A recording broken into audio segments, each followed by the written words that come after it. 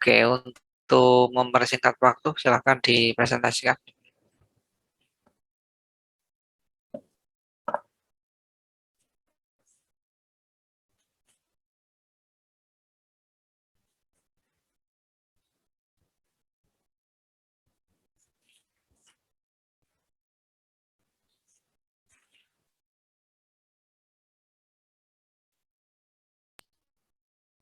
Oke, mungkin akan kami langsung mulai. Bismillahirrahmanirrahim. Assalamualaikum warahmatullahi wabarakatuh. Waalaikumsalam warahmatullahi wabarakatuh.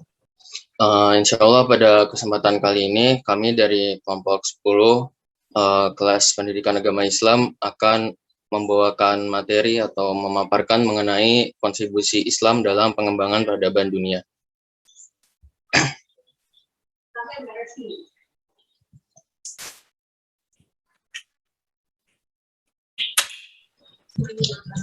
Sebelumnya dari kelompok kami, kelompok 10 ini terdiri dari ada Kanaya, ada saya sendiri Mirza, lalu ada dari Zakia Tokia. Oke, mungkin sebelum memasuki ke pembahasan sebuah pertama, sebelumnya kami ingin menyampaikan bahwa mungkin materi yang akan kelompok kami sampaikan pada kesempatan kali ini sedikit berbeda ya dari materi ataupun konteks materi yang disampaikan oleh kelompok-kelompok sebelumnya, di mana materi kali ini berkaitan dengan sejarah atau sirah yang membutuhkan data atau fakta yang konkret gitu, fakta yang ada gitu. Sedangkan dari kami kelompok 10 mungkin nggak banyak tahu mengenai sejarah. Jadi insya Allah nanti ketika sesi pertanyaan kami akan berusaha semaksimal mungkin untuk menjawab pertanyaan dari teman-teman ataupun berusaha mencari jawaban dari pertanyaan teman-teman. Oke, langsung aja. Di subbab pertama ada subbab A, menelusuri pertumbuhan dan perkembangan peradaban Islam. Perkembangan agama Islam sejak 14 abad silam turut mewarnai sejarah peradaban dunia. Bahkan pesatnya perkembangan Islam ke barat dan timur membuat peradaban Islam dianggap sebagai peradaban yang paling besar pengaruhnya di dunia. Lalu disebut sebagai peradaban yang paling besar di masa lalu, emang apa aja sih bukti kemajuannya? Ini ada 4 indikator di sini. Yang pertama ada perpustakaan Islam dan lembaga-lembaga keilmuan seperti Bait Al-Hikmah, Masjid Al-Azhar, yang digunakan para intelektual muslim dahulu untuk meneliti sains dan pengembangan ilmu. Lalu ada peninggalan karya-karya intelektual muslim tersebut seperti Ibnu Sina, lalu ada Ar-Razi, Imam Syafi'i, dan yang lain-lain. Ada penemuan-penemuan juga yang mengubah budaya dan tradisi umat manusia. Ada kertas, ada kalender Islam, penyebutan hari-hari. Lalu yang keempat ada pengarus utamaan nilai-nilai kebudayaan Islam. Ini maksudnya penanaman nilai-nilai kebudayaan yang bernilai Islami. Nah, lalu mengenai sejarah Islam ini, menurut Harun Nasution dibagi menjadi 3 periode. Ada klasik, pertengahan, dan modern, di mana klasik ini terbagi menjadi 2, ada masa kemajuan Islam 1 dan masa disintegrasi. Nah, masa kemajuan Islam 1 ini bisa dibilang sebagai awal mula kebangkitan Islam atau adanya Islam itu sendiri, di mana ini dimulai dari masa Rasulullah SAW yang berhasil menguasai semenanjung Arabia dan ekspansi keluar wilayah atau pembesaran wilayahnya mulai dilakukan oleh Abu Bakar As-Siddiq radhiyallahu anhu. Lalu di mana kita tahu juga pada periode klasik ini perjuangan Rasulullah itu menyangkut misi-misinya, yaitu membawa kedamaian, persatuan, dan kasih sayang sama manusia. Lalu di periode klasik ini, di mana masa kemajuan Islam 1 setelah Rasulullah wafat dilanjutkan oleh keempat khalifah yang sudah tidak asing kita dengar. Ada Abu Bakar Siddiq, ada Umar bin Khattab, ada Utsman bin Affan, ada Ali bin Abi Thalib. Dan pada masa-masa Khulafaur Rasyidin ini terjadi penaklukan di beberapa wilayah seperti Damaskus, Mesir, Irak, Palestina, Syria, dan Persia, dan akhirnya Islam pun tersebar di wilayah semenanjung Arab. Dan dari berakhirnya masa Khulafaur Rasyidin ini dilanjutkan oleh dinasti Umayyah, di mana dinasti Umayyah ini melakukan ekspansi untuk memperbesar kekuasaan Islam di daerah Syria, Palestina, Afrika Utara, ya bisa dibaca ya itu benar-benar luas gitu sampai Asia Tengah. Itu juga di samping ada foto dari Abu Bakar, ya ini apa ya namanya, gambaran Abu Bakar, Utsman, Umar. Oke, bisa di next. Nah, tadi masuk ke dinasti Umayyah setelah Khulafaur Rasyidin. Di masa ini kebudayaan Arab itu berkembang karena Khalifah Abdul Malik memberikan pemerintah untuk melakukan perubahan bahasa administrasi dari bahasa Yunani ke bahasa Arab, dan karena determinasi dari khalifah tersebut muncul penyair-penyair Arab baru pada saat itu. Tak hanya dalam syair, tak hanya dalam sastra, namun perhatian dalam bidang tafsir, hadis, fikih, dan ilmu kalam juga semakin berkembang dan hadir pada masa ini. Lalu setelah dinasti Umayyah, berlanjut ke pergantian dinasti, yaitu ke Abbasiyah, dan Islam pun semakin maju di masa dinasti Abbasiyah ini, di mana pada pemerintahan Al-Mahdi yang menggantikan khalifah sebelumnya Al-Mansur, itu perekonomian negara mulai meningkat dengan berkembangnya bidang pertanian dan pertambangan.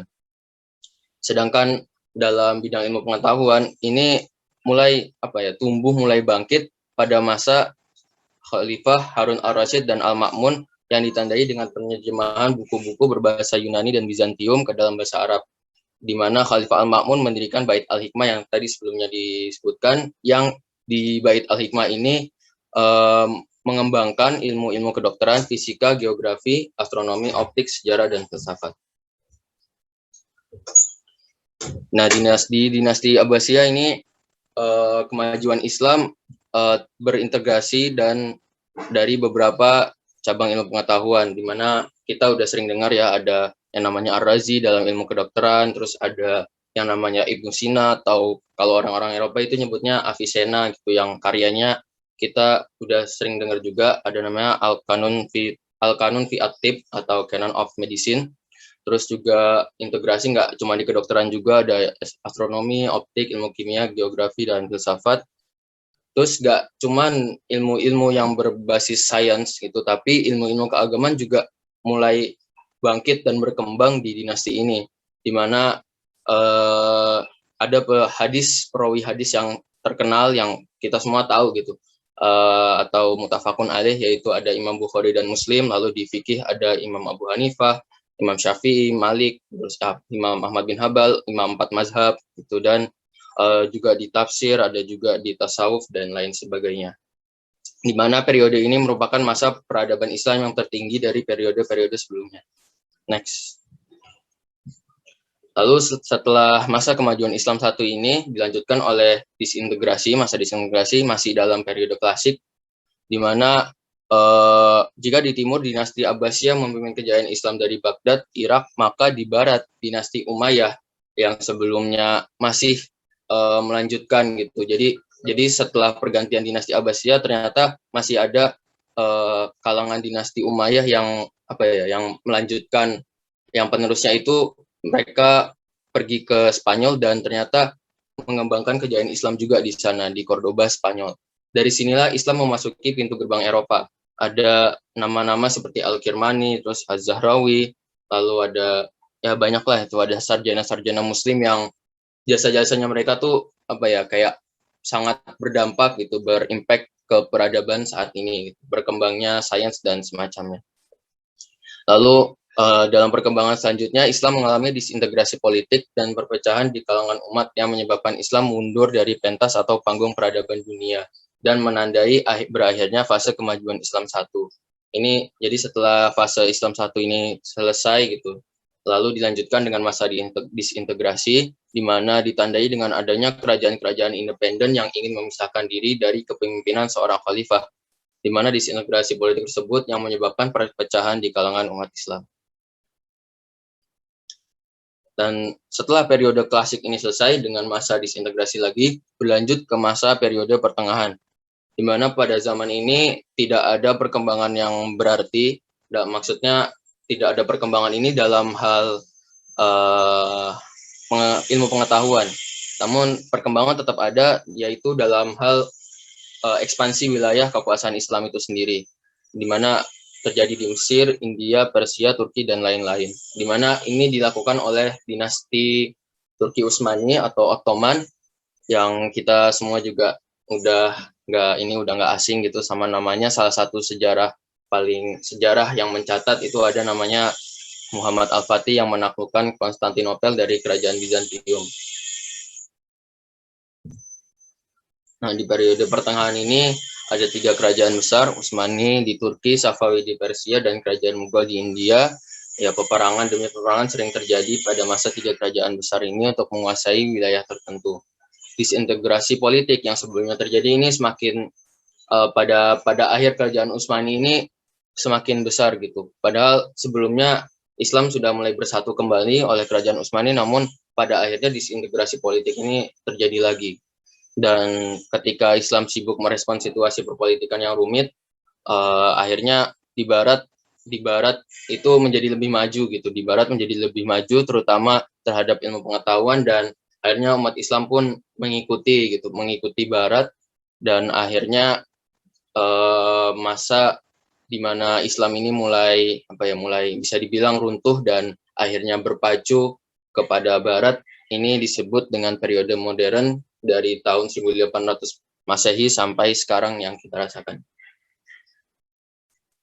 Nah, jadi walaupun ya bisa dibilang kekhalifahan dinasti-dinasti sebelumnya sudah runtuh, namun pada masa ini sejumlah tokoh Islam melakukan pembaharuan pemikiran Islam atau modernisasi Islam untuk mengembalikan kejayaan Islam, di mana ada tokoh-tokoh yang terkenal di periode modern ini. Seperti di Mesir ada Muhammad Abduh, Rashid Ridho, lalu di India ada Sir Syed Ahmad Khan, terus di Indonesia sendiri ya banyak yang sudah kita tahu juga, dari Kiai Haji Ahmad Dahlan dari Muhammadiyah, lalu juga ada Kiai Haji Hashim Asy'ari dari Nahdlatul Ulama atau NU.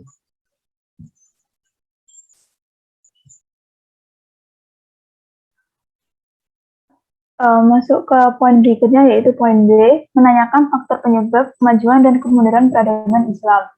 Peradaban Islam itu dipengaruhi oleh beberapa faktor, seperti sosial, budaya, politik, dan lain sebagainya. Peradaban Islam dari masa ke masa juga berbeda. Yang pertama ada pada masa Rasulullah. Pada masa Rasulullah, peradaban ditandai dengan turunnya wahyu Allah yang diberikan kepada Nabi Muhammad untuk kaum jahiliyah Arab. Misi Rasulullah pada masa itu adalah menyerukan tauhid yang utama, pembentukan akhlak, dan menghapus tradisi fanatisme. Sebelum Islam datang, kekuatan primordialisme mengakar kuat pada masyarakat Arab. Namun setelah itu Islam datang dan mengajarkan kasih sayang, perdamaian, dan persatuan.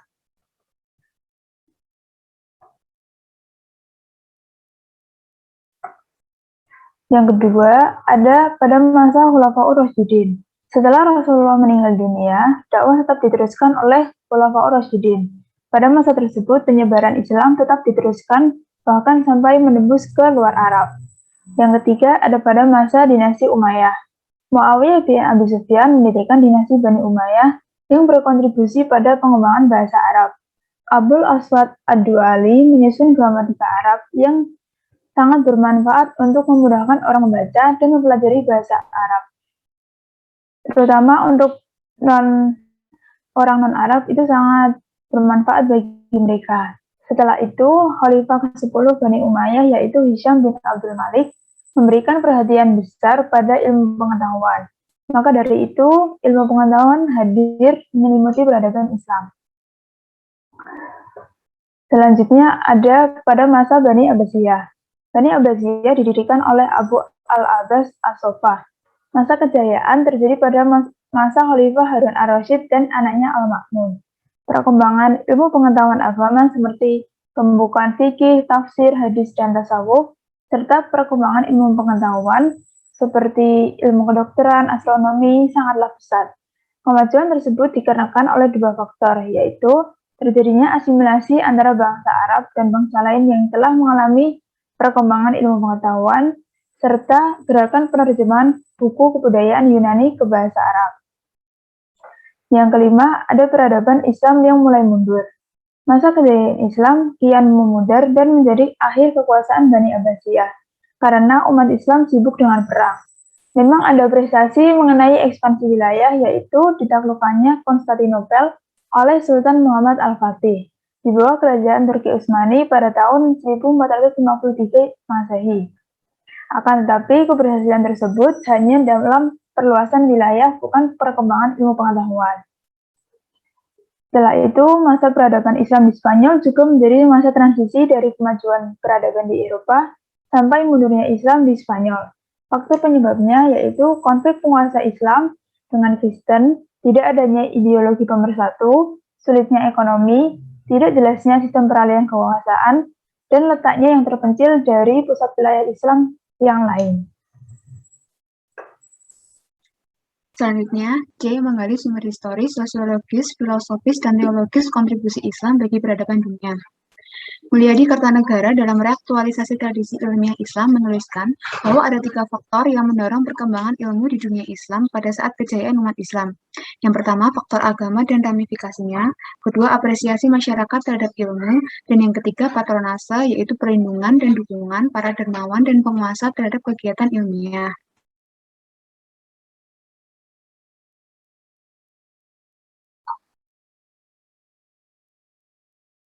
Menggali sumber historis. Banyak peradaban yang hancur atau mati karena bunuh diri, bukan karena benturan dengan kekuatan luar. Peradaban hancur karena peradaban tersebut tidak dibangun di atas nilai spiritualitas yang kokoh. Berbeda dengan peradaban lainnya, peradaban Islam saat itu tumbuh berkembang dan dapat tersebar dengan cepat dikarenakan peradaban Islam memiliki kekuatan spiritualitas. Umat Islam kala itu bekerja keras untuk melahirkan peradaban baru dengan semangat spiritual tinggi untuk membangun reruntuhan peradaban lama. Oleh karena itu, aspek spiritual memainkan peran utama dalam mempertahankan eksistensi peradaban Islam. Orientasi kepada spiritualitas pada masa Bani Umayyah telah mendorong penghargaan terhadap pluralitas sehingga beragam aliran pemikiran tumbuh dan berkembang dalam bingkai kedaulatan Islam yang memberikan ruang bagi setiap golongan. Amroni Derajat mengungkapkan bahwa menurut Margaret Smith dalam Studies in Early Mysticism in the Near and Middle East, di daerah Syria misalnya, berkembang aliran yang bercorak Helenistik, sedangkan di Alexandria, Beirut, Jundishapur, Nisibis, Haran, dan Antioch berkembang aliran yang bercorak Sabian. Pemerintahan Islam secara umum, para khalifah dari Bani Umayyah seperti Abu Hashim Khalid bin Yazid merintis penerjemahan karya-karya Yunani di Syria. Ketika masa Bani Abbasiyah memiliki kepedulian yang tinggi terhadap kegiatan intelektual yang menjadikan proses transformasi intelektual bergerak cepat. Khalifah Al-Ma'mun mendirikan pusat riset dan penerjemahan di Baghdad, yang ia beri nama Bait Al-Hikmah pada tahun 830 Masehi. Banyak penerjemah handal yang ahli menerjemahkan dan banyak dari mereka adalah non-muslim, seperti Sabit bin Qurrah Al-Harani yang berasal dari Sabian di Haran. Menurut Margaret Smith, adanya kepercayaan atau agama yang berbeda ternyata tidak menghalangi mereka untuk bekerjasama, karena para penguasa Islam memiliki visi yang maju ke depan dan lebih mengutamakan profesionalisme. Nurcholish Majid dalam tradisi Islam, peran dan fungsinya dalam pembangunan di Indonesia menyatakan kreativitas akan terhambat jika suatu masyarakat terjerembab ke dalam pandangan-pandangan aktif atau medan pemujaan masa lampau. Oleh karena itu, dalam keadaan tertentu diperlukan kemampuan memutuskan diri dari budaya masa lampau yang negatif. Kemampuan itu sendiri dihasilkan oleh sikap-sikap kritis yang bersifat membangun. Jadi, kita sebagai umat Islam yang bergerak di dunia modern saat ini, tidak memandang sejarah peradaban yang pernah dicapai pada masa lalu sebagai prestasi yang selalu dibanggakan. Kita harus berani menggali spirit dari kemajuan masa lampau dan jangan hanya bernostalgia dengan capaian masa lampau. Peradaban dunia saat ini tidak seharusnya dipertentangkan antara dunia Islam atau Timur dan dunia non-Islam atau Barat. Pandangan stereotipikal tentang dunia Timur yang dilihat oleh orang-orang Barat dan dunia Barat yang dilihat oleh orang-orang Timur memang selalu ada dan tidak dapat seluruhnya dihindarkan. Akan tetapi, jika kita kembalikan bahwa Timur dan Barat adalah milik Tuhan, yang bahwa manusia Barat dan manusia Timur adalah manusia yang sama dan tunggal, maka seharusnya hal itu tidak terjadi. 2. Menggali sumber sosiologis. Islam yang berkembang pada masa Bani Umayyah melalui ekspansi besar-besaran dilanjutkan pada masa Al-Walid bin Abdul Malik pada tahun 711 Masehi. Kemudian terus berlanjut pada masa Bani Abbasiyah dan Bani Umayyah di Spanyol. Akhirnya sampai di Spanyol. Dari peradaban Islam yang abadi di Spanyol, Islam mampu memberikan pengaruh besar kepada dunia Barat yang turut serta mempelajari ilmu pengetahuan yang ada di dunia Islam. Islam juga berkembang melalui karya-karya ilmuwan Islam seperti Al-Farabi dengan karyanya yang astrologi di bidang astronomi. Di bidang kedokteran muncul seperti Ar-Razi dan Ibnu Sina yang salah satu karyanya berjudul Al-Qanun di Al-Tib melalui berbagai tokoh Islam lain yang juga dikenal di dunia Barat dan Timur. Muncul seperti Ibnu Rushd, Al-Ghazali, dan Ibnu Zur yang juga merupakan filsuf Islam. Secara kultural, agama Islam yang lahir di luar hegemoni dua dinasti yang berkuasa, yakni Romawi dan Persia, menjadikan umat Islam memiliki sikap terbuka sehingga sikap mereka positif terhadap berbagai budaya bangsa-bangsa lain. Dengan demikian, peradaban Islam yang pertama kali menyatukan khazanah bersama secara internasional dan kosmopolit. Sebelum peradaban Islam, ilmu pengetahuan memang telah ada, namun sifat dan semangatnya sangat nasionalistis dan parokialistis, dengan ketertutupan masing-masing bangsa dari pengaruh luar karena merasa paling benar. Terdapat dua pendapat mengenai sumbangan peradaban Islam terhadap filsafat dan ilmu pengetahuan yang terus berkembang hingga saat ini.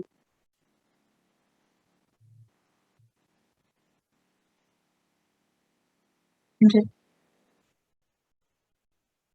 Pendapat kedua dinilai lebih kuat karena sebagaimana telah diketahui, orang pertama kali belajar dan mengajarkan filsafat dari orang-orang Sofia atau Sofis adalah Socrates pada tahun 469 sampai 399 sebelum Masehi, kemudian diteruskan oleh Plato, setelah itu diteruskan oleh muridnya yang bernama Aristoteles.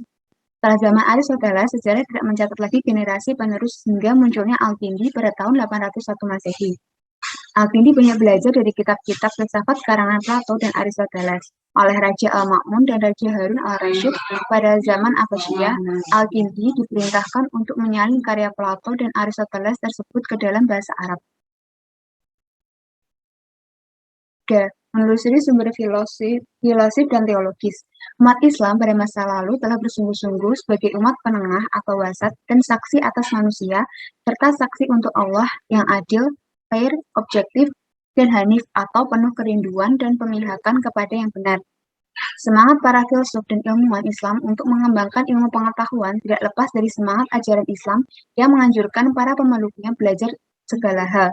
Sebagaimana perintah Allah dalam Al-Quran dan hadis Nabi Muhammad SAW menjadi dasar teologis, yakni dengan melakukan pengajian yang lebih sistematis akan sumber-sumber ajaran agama dan penghargaan yang lebih baik, namun tetap kritis kepada warisan kultural umat dan pemahaman yang lebih tepat akan tuntutan zaman yang semakin berkembang secara cepat.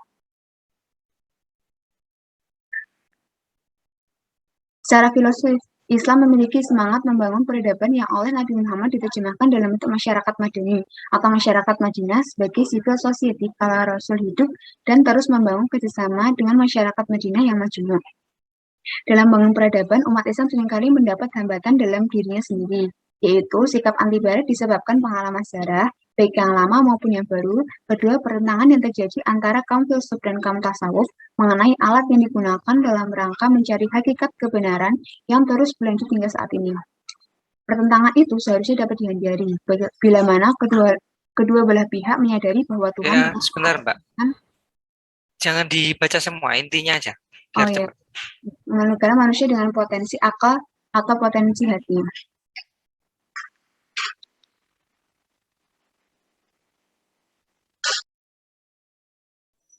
Poin yang selanjutnya yaitu yang D, membangun argumen tentang kontribusi Islam bagi peradaban dunia.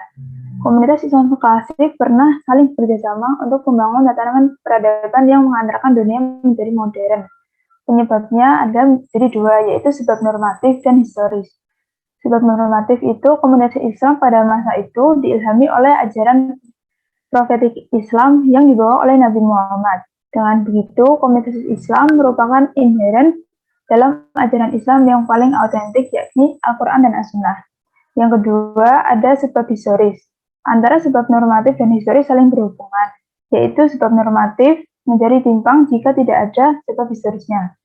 Komunitas Islam di masa itu tidak bisa disebut sedikit menerima ilham dari Al-Quran dan As-Sunnah saja, tetapi kita harus bisa membuka mata dari ilham lain seperti hasanah ilmu yang datang dari luar komunitas Islam. Perjalanan komunitas pengikut Nabi Muhammad tidak mudah. Pasti ada hambatan dan pertikaian yang tidak sebentar. Islam mengalami ketertinggalan yang dahulu menimpa Eropa justru terjadi pada kita.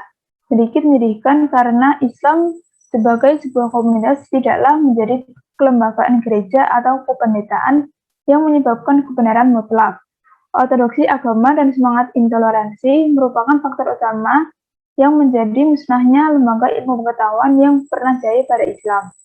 Sains dapat hidup kembali apabila suatu komunitas dapat bekerja dengan tenang, didukung oleh infrastruktur, dan memiliki kemampuan untuk saling memberi kritik. Ironisnya, kondisi ini tidak terpenuhi dalam masyarakat Islam sekarang. Sekian presentasi dari kelompok kami. Apabila kurangnya, mohon maaf. Dari teman-teman, apakah ada pertanyaan?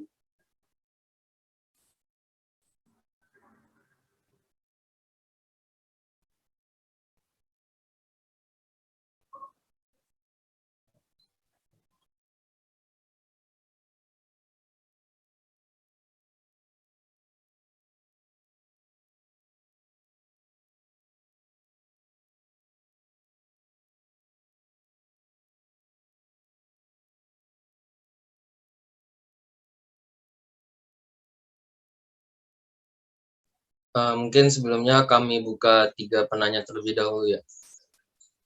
Silakan kalau ada yang mau nanya.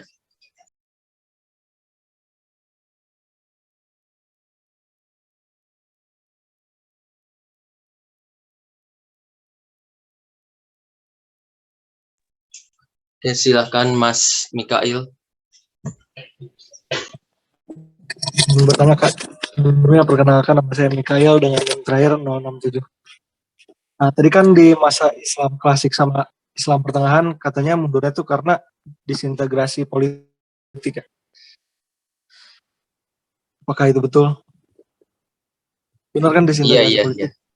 Iya. Saya ingin bertanya, itu bentuk disintegrasinya itu kira-kira bagaimana dan apa penyebabnya, Mas? Terima kasih. Oke, kami tampung dulu ya, Mas Mikail, pertanyaannya. Oke. Silakan Mas Fatkur.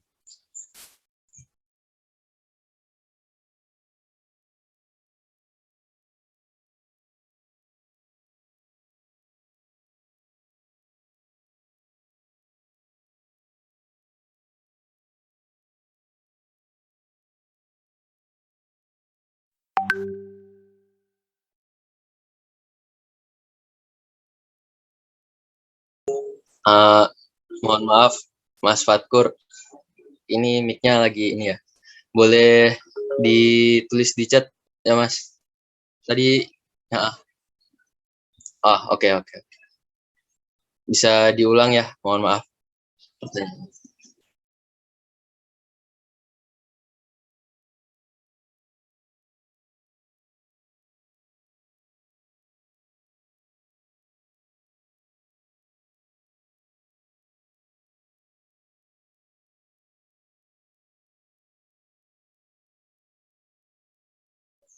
Oke, sudah jelas pertanyaannya, terima kasih. Akan kami tampung dulu. Mungkin satu lagi, kalau ada. Kalau tidak ada, mungkin kami maksudnya akan menjawab pertanyaan Mas Miki atau Mas Fatkur. Silakan kalau ada yang ingin bertanya, satu penanya lagi untuk sesi pertama.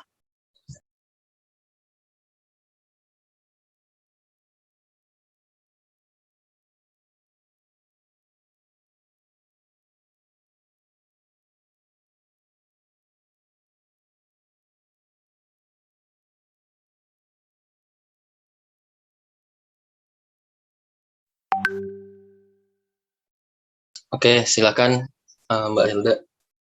Ya, sebelumnya, Assalamualaikum warahmatullahi wabarakatuh. Perkenalkan, saya Hilda Yuwana Adanti Prastari dengan NIM I0321049. Izin bertanya, pada masa dinasti Umayyah itu kan hadis-hadis belum mulai dibukukan. Nah, itu bagaimana cara meriwayatkan hadis pada masa itu? Terima kasih.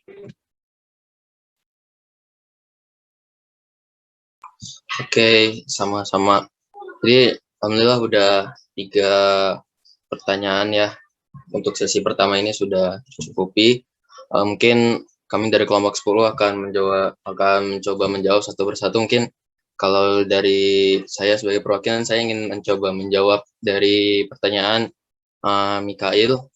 Jadi tadi masalah disintegrasi politik ya yang menyebabkan mundur gitu di Umayyah. Jadi disintegrasi politik ini berupa apa sih gitu? Kalau dari yang pernah saya baca, pernah saya tahu, jadi kalau di Umayyah ini mereka permasalahannya terlalu fanatik sama sama bangsanya sendiri gitu, bangsa Arab. Jadi kayak mereka terlalu kayak membangga-banggakan gitu kayak tentang kaum Arab gitu, dan malah bahkan cenderung merendahkan kaum non Arab. Apa ya sebutannya tuh? Lupa saya pokoknya gitu. Terus dari hal-hal kayak gini, dari hal-hal seperti ini itu mulai banyak loyalis yang nggak suka gitu. Terus juga dalam semakin kesini di Bani Umayyah, di dinasti Umayyah itu kayak khalifahnya kayak nggak menerapkan pemerataan dan peradilan dalam Islam itu dengan baik gitu ke rakyatnya. Jadi ada ini juga KKN juga gitu, nepotisme terutama kan kekeluargaan juga ya. Jadi ketika semakin kesini gitu, semakin zaman semakin berkembang itu mereka di kekhalifahan dinasti Umayyah ini terjadi hal-hal disintegrasi yang semacam itu dan akhirnya menyebabkan mereka pecah, mundur dan akhirnya pun digantikan oleh dinasti Abbasiyah. Gitu, Mas Mikail. Apakah terjawab? Oke, sudah menjawab. Terima kasih Mirza. Ya, sama-sama.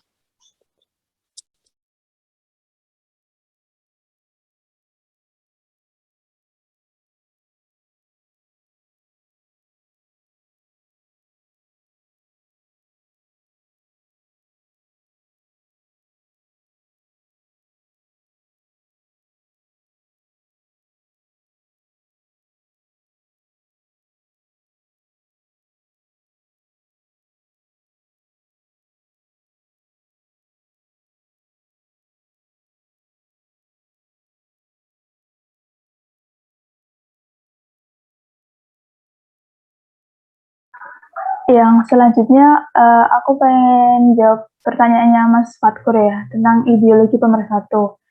Nah, pada zaman dulu itu salah satu kelemahan Umayyah di Spanyol itu tidak menempatkan para mu'alaf yang diperlakukan sejajar dengan orang Arab.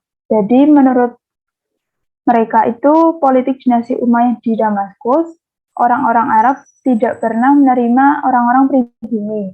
Jadi akibat merasa direndahkan, mereka kelompok etnis non-Arab akhirnya menggerogoti kekuasaan mereka. Jadi mereka tidak bersatu dan akhirnya menjadi salah satu faktor kemunduran Islam pada masa itu. Apakah menjawab Mas Fatkur?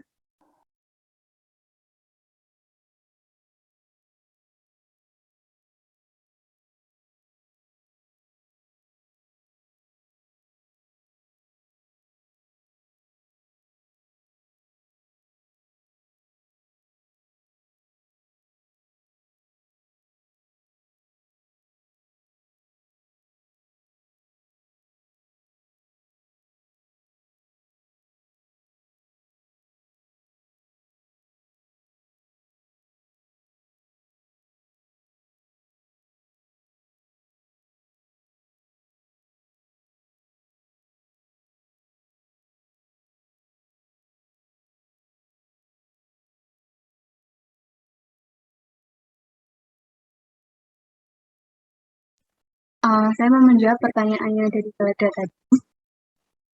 Jadi, di itu bisa disampaikan lewat pengajian-pengajian dan pertemuan. Terus sistem pemerintahan yang digunakan dinasti Bani Umayyah adalah sistem pemerintahan monarki. Jadi itu bisa biasanya lewat cerita-cerita atau pengajian-pengajian, terus nanti dikumpulkan jadi satu, jadi kayak lewat dari mulut ke mulut. Ya udah. Baik, terima kasih atas jawabannya.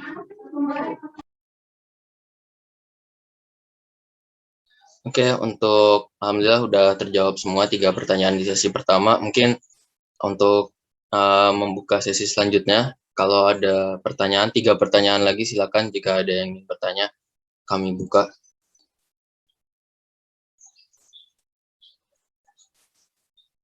Kalau sudah jelas, alhamdulillah. Kalau masih ada ya, monggo.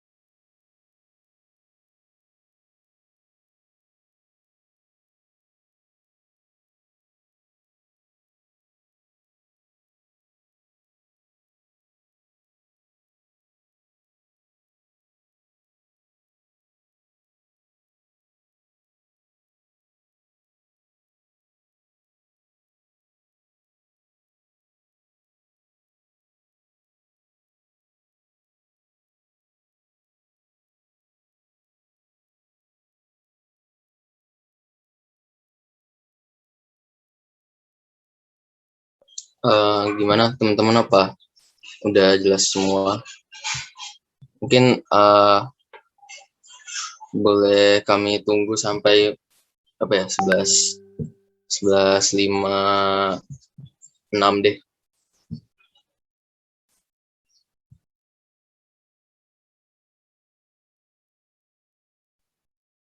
Ditunjuk Mas, coba Mas. Nggak usah ditunggu. Yang off kamera. Ditunjuk buat apa, Pak? Boleh bertanya, boleh berkomentar. Oke. Mungkin dari Mas siapa ya?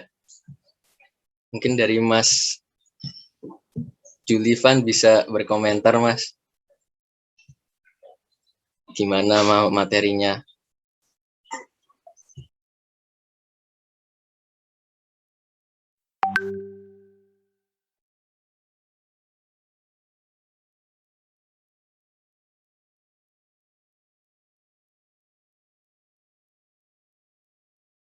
Ya, tadi kan udah dipaparin materi terkait Islam dan pengembangan peradaban.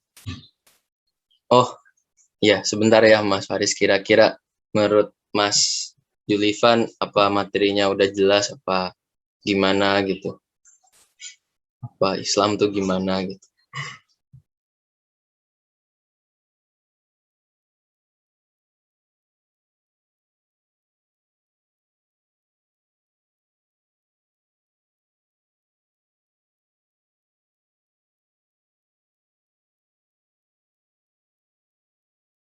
Oke, baik. Terima kasih Mas Julivan atas tanggapan. Tadi untuk Mas Faris Wahyudi, apa ingin bertanya? Tadi sempat raise Ya, hand. benar. Saya ingin bertanya, Mas Mirza. Oke, Nah, kan silakan. pada masa kejayaan Islam tadi ada yang dibahas tentang Islam juga memperluas daerah kekuasaannya gitu kan? Ya nggak sih, Mas Mirza? Pas masa kejayaan gimana? Ada perluasan daerah kekuasaan gitu kan? Ya, Nah, itu bagaimana cara perluasan kekuasaan itu kan kalau pada zaman dulu itu biasanya identik dengan perang, tapi kan dalam Islam tidak dianjurkan begitu. Nah, cara-cara perluasannya secara Islamnya itu gimana, Mas? Gitu aja. oke, mungkin bisa saya langsung jawab ya biar berjalan diskusinya. Mungkin kalau dari kami, setahu yang kami paham, yang kami tahu ya, jadi benar Islam itu nggak main langsung perang gitu ya, langsung apa namanya nyerang gitu, langsung ekspansi gitu nggak, tapi mungkin mungkin menerapkan sama seperti yang dilakukan ketika zaman Rasulullah dan Khulafaur Rasyidin gitu. Mereka mengirimkan utusan terlebih dahulu untuk kepada rajanya gitu, kepada penguasa daerahnya, untuk apa ya, untuk intinya kita kalau bisa kita nggak usah perang gitu, kita main apa damai aja, damai, atau kalau enggak umat Islam nih nyoba apa ya, biar ngajak raja-rajanya itu bersyahadat gitu untuk masuk Islam terlebih dahulu gitu, supaya nggak usah terjadi perang. Dan ya seringnya dibalas dengan apa ya, tindakan-tindakan yang kurang baik gitu, entah hanya ditolak atau entah utusannya itu dibunuh atau gimana. Nah, setelah melihat respon dari negara yang dikirimkan utusan atau raja yang dikirimkan utusan itu, barulah umat Islam bergerak mungkin dengan perang ya, dengan perang menaklukkan wilayah-wilayah yang tadi sudah menjawab itu terkait keputusan mereka terhadap tindakan dari umat Islam itu sendiri. Mungkin begitu, Mas Faris. Oke, penjelasannya udah cukup jelas. Makasih Mas Mirza.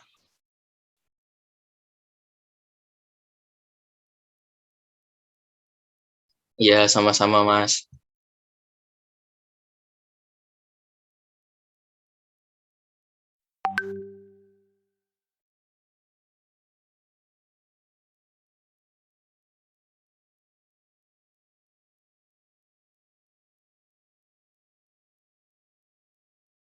Mungkin ada lagi yang ingin bertanya atau berkomentar gitu. Untuk mungkin ingin dijelaskan ulang di bagian yang mana.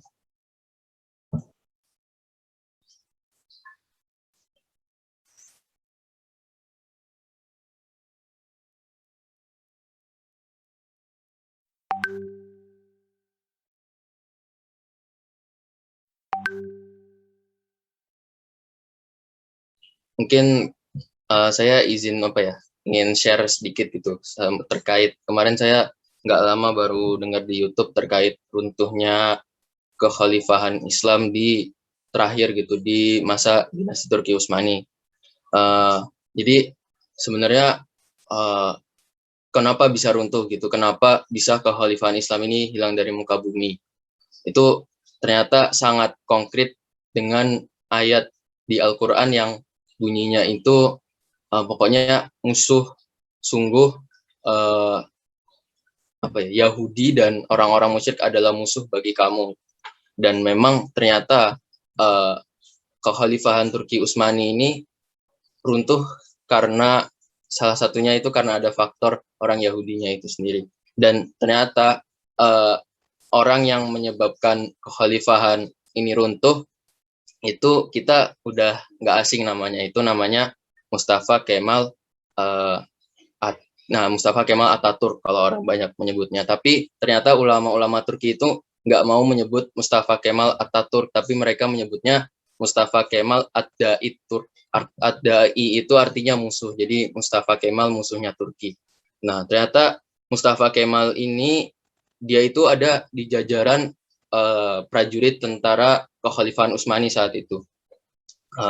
Jadi ternyata dia ini berdarah Yahudi, keturunan Yahudi. Jadi gimana caranya supaya meruntuhkan kekhalifahan Utsmani gitu yang dia lakukan. Jadi dia menanamkan rasa kecintaannya rakyat gitu terhadap dia gitu. Jadi dia ya itulah, jadi buat rakyat itu suka sama saya, buat rakyat itu cinta sama saya.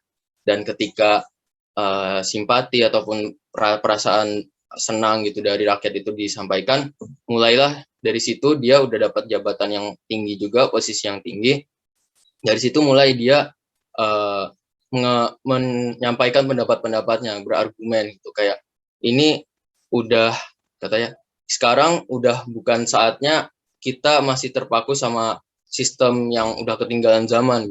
Kita harus melepas diri dari sistem-sistem nilai-nilai Islam yang ketinggalan zaman, yang udah nggak relevan gitu, nggak berkolerasi sama zaman. Kita harus mengikuti Barat gitu. Nah, dari pernyataan itu mulai deh Turki ini menjadi sekuler gitu, dan rakyat-rakyat Turki ini mulai istilahnya memberontak lah, mulai memberontak gitu. Dan kita tahu kalau Turki ini dia menjadi jantung dari kekhalifahan Turki Utsmani. Jadi karena ya di kondisi di Turki sebagai jantungnya ini begitu buruk, itulah bisa dibilang buruk, akhirnya pun di sekitarnya wilayah-wilayah kekuasaan Islam pun yang menyebar sepertiga wilayah dunia itu, yang besar-besar banget kan, sepertiga wilayah dunia itu akhirnya pun mulai terpecah. Dan ya kita bisa tahu sekarang akhirnya pokoknya waktu itu tahun berapa kekhalifahan Sultan terakhir Turki Utsmani menyerahkan kekuasaannya gitu kepada Mustafa Kemal Atatürk, dan Mustafa Kemal Atatürk pun mendirikan Republik Turki gitu. Jadi itu aja, mungkin mau share itu aja. Mungkin ada yang mau bertanya lagi terkait materi yang sebelumnya udah kami sampaikan, atau mungkin apa udah cukup, Pak Habibie, apa gimana? Oke, cukup dah. Itu masih ada satu. Oke. Ini ada dua penanya ya. Kalau di saya ini ada Mas Raffi terlebih dahulu, silakan Mas Raffi. Ya, terima kasih atas waktunya. Saya Muhammad Raffi Nur Iman dengan NIM I032174. Izin bertanya ya, kan tadi tuh sempat jelasin juga kan, mengingat kalau ilmuwan zaman dulu tuh ada yang sampai bereksperimen bahkan sampai main taruhan nyawanya dia sendiri gitu. Contohnya misalkan kalau di Islam kan ada Ar-Razi tuh yang sampai buta karena percobaan kimia itu sendiri. Terus kalau tokoh non-Muslim itu kan ada Maria Curie ya, kalau yang nggak terlalu jauh dari zaman sekarang tuh. Yang dia dapat Nobel, tapi dia juga meninggal karena temuan eksperimennya sendiri yang penemuan zat radioaktif itu. Nah, yang aku mau tanyain tuh di sini sebenarnya kalau kita tuh dalam menuntut ilmu tuh apakah emang harus sampai setotalitas itu gitu, sampai berani menyawa demi menemukan suatu inovasi atau gimana gitu. Misalkan kalau industri kan misalkan bikin alat gitu, atau pertimbangannya itu sampai berani main nyawa sendiri gitu, atau enggak kalau ya tadi yang kimia sampai Arazi itu sampai rela buta matanya gitu. Tapi emang karena dengan buta itu dia sampai bisa nemuin obat buat nyembuhin butanya itu sendiri gitu tuh. Terus gimana ya? Bahkan kalau sampai yang meninggal itu yang Maria Curie itu maksudnya gimana ya? Kalau di kasihan juga sih gitu sampai meninggal gitu kalau sampai setotalitas itu gitu tuh. Soalnya kan jatuhnya kayak hoki-hokian juga ya, soalnya kan radioaktifnya baru ditemuin juga gitu, sampai nanti kalau di akhiratnya gimana misalkan gitu mungkin. Karena dia mungkin bukan non muslim tapi dia itu berjasa sampai sekarang tuh, oh ya ini zat ini berbahaya buat sampai sekarang gitu. Mungkin gitu sih yang gue tanyain. Makasih. Oke, makasih pertanyaannya Mas Raffi. Mungkin bisa lanjut ke Mas Mufti. Baik, sebelumnya mohon izin memperkenalkan diri, nama saya Ova Bekti, NIM terakhirnya 070. Mau bertanya, sebagaimana tadi yang diceritain oleh Mas Mirza tentang sejarah sedikit tentang Turki, perpindahan dari masa khalifah ke sekuler ya. Sedangkan baru-baru ini beberapa bulan yang lalu itu saya lihat di berita dan itu sempat ramai juga, ternyata Presiden Erdogan, itu Turki, mulai menggunakan Hagia Sophia atau yang dulu sempat jadi gereja buat sholat Jumat gitu, dan itu termasuk sholat Jumat terbesarnya, sholat Jumat dengan jamaah terbesarnya Turki sepanjang sejarah setelah Khalifah Utsmani. Saya mau bertanya, apakah ada kemungkinan negara Turki itu menjadi negara yang nggak sekuler lagi dengan diberlakukannya Hagia Sophia tadi atau gereja tadi menjadi masjid lagi? Apakah bakal ada kemungkinan menjadi negara yang khalifah lagi seperti itu, Mas Mirza? Paham nggak ya pertanyaannya? Paham. Terima kasih atas waktunya. Terima kasih. Oke, sama-sama Mas Aufa. Oke, ini alhamdulillah udah ada 2 penanya. Mungkin bisa dijawab pertanyaan Raffi dulu. Silakan Mbak. Kia, Zakia atau Mbak Kana ya menjawab.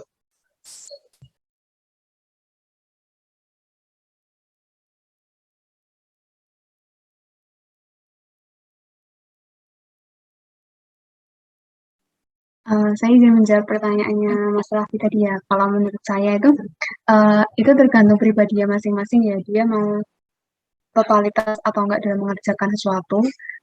Terus kalau menurut saya itu akan tetap menjadi amal jariah karena hasil yang eksperimennya itu masih berguna bagi kehidupan kita sampai saat ini. Terus berarti kan dia meninggal dalam keadaan menuntut ilmu ya, sedang mencari suatu ilmu baru. Jadi menurut saya kalau misalnya harus totalitas itu atau enggak, itu tergantung pribadinya masing-masing. Itu Mas Raffi. Kalau kalau misalkan bikin eksperimen gitu tapi sampai berani buat main nyawa gitu, meskipun emang dianya rela berarti boleh gitu ya. Yang penting dapat manfaat ke depannya gitu kan. Atau gimana? Atau gak boleh? Kalau kalau menurut hukum Islam gitu tuh. Jadi dia tahu kalau itu berbahaya tapi tetap dia lakuin karena dianya emang rela gitu. Gimana? Mungkin itu.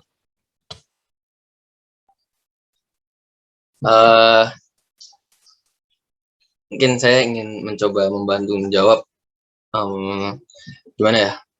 Mungkin saya nggak tahu kondisi aslinya beliau-beliau dahulu bagaimana gitu motifnya. Tapi kalau menurut saya sebagaimana yang udah berlaku gitu sejalan dengan nilai-nilai Islam, mungkin mereka memang kalau sampai berniat melakukan eksperimen bahkan sampai gimana ya kayak terlintas siap aku kayak ada keinginan siap mati atau bagaimana kayak udah merencanakan untuk mati kayaknya meninggal itu kayaknya enggak ya. Jadi mungkin lebih tepatnya ya totalitas gitu kayak ini bukti ini aku pengen berjuang gitu, aku pengen menghabiskan hidupku buat mengembangkan ilmu ini. Aku pengen saya ingin menghabiskan memperjuangkan hidup saya untuk mengembangkan ilmu ini gitu. Kayak terlepas kejadian apa yang akan menimpa saya nanti ya saya akan terus berjuang gitu loh.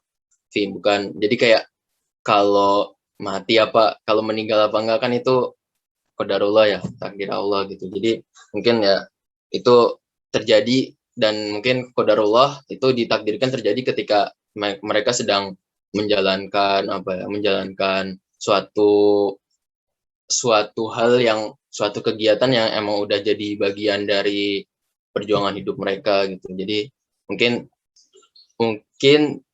kondisinya atau situasinya seperti itu kalau dari saya, karena ya mungkin gitu sih Mas kalau dari saya.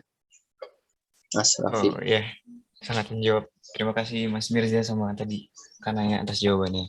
Ya, sama-sama.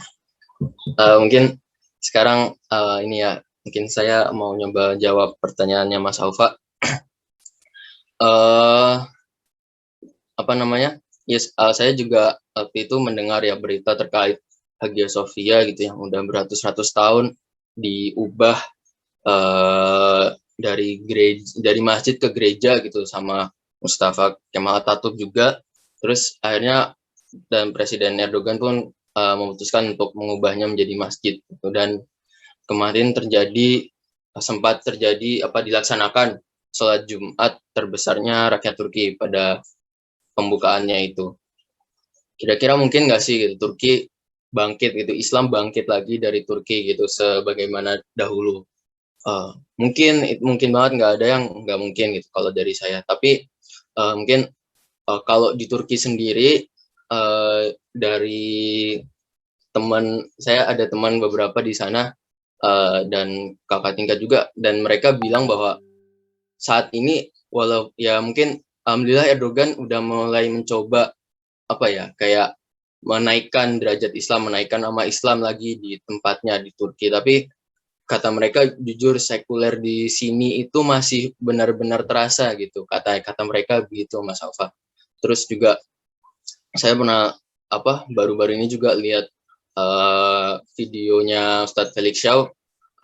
Beliau bilang gitu, banyak orang yang kagum sama Turki tapi sebenarnya Indonesia lebih hebat loh gitu. Lebih hebat dari mana gitu? Kalau kita lihat ternyata di Turki itu ya mungkin maklum juga ya, se rame-ramenya sholat jamaah itu katanya cuman satu soft gitu katanya gitu masih. Jadi kondisi di Turki itu masih seperti saat ini, masih seperti itu. Tapi kalau ditanya mungkin atau enggak, mungkin banget, terutama jika memang kesadaran dari rakyat Turki itu sendiri akan Islam mulai bangkit gitu. Banyak yang Islam, memang banyak penduduknya beragama Islam, tapi ya seperti itu masih sekuler. Jadi ya mungkin kita berdoa semoga baik negara kita maupun Turki ataupun negara yang lain bisa Islam bisa mulai bangkit lagi seperti dahulu. Mungkin gitu Mas Alfa kalau dari saya. Terima kasih atas jawabannya. Semoga doa tadi bisa diwujudkan oleh rakyat Turki. Terima kasih atas jawabannya, Mas Neza. Ya, amin. Sama-sama, Mas Alfa. Apa sudah cukup, Pak Habibie? Oke, cukup. Apa-apa. Oke, mungkin akan saya tutup. Sekian dari kami, kelompok 10, dari Kanaya, dari saya, Mirza, dan Zakia. Terima kasih. Assalamualaikum warahmatullahi wabarakatuh.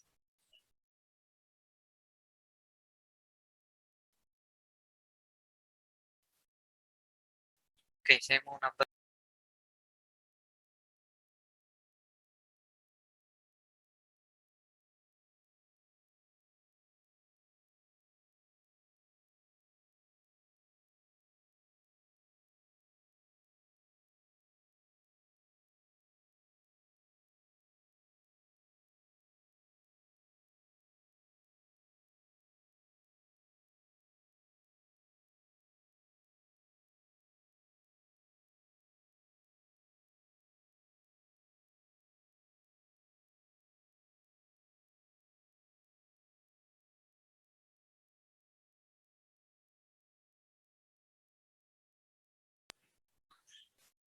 Oke, mohon maaf, saya belum bisa hidup.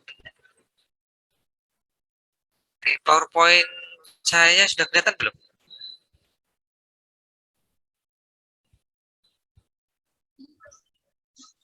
Masih loading, Pak.